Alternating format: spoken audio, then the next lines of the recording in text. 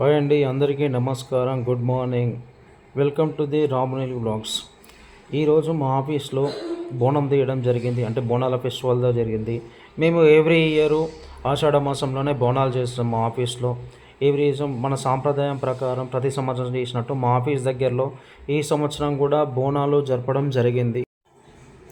ప్రతి సంవత్సరం లాగానే మా స్టాఫ్, మా పై అధికారులు అందరు కలిసి ఈ సంవత్సరం కూడా బోనాల పండుగను జరిపిస్తున్నాము.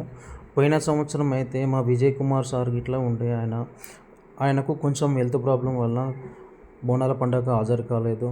ఇది అమ్మవారి దయ వల్ల ఆయనకు ఆరోగ్యం కూడా మంచిగా ఉండాలని కోరుకుంటూ ఈ సంవత్సరం బోనాల పండుగను జరిపిస్తున్నాము.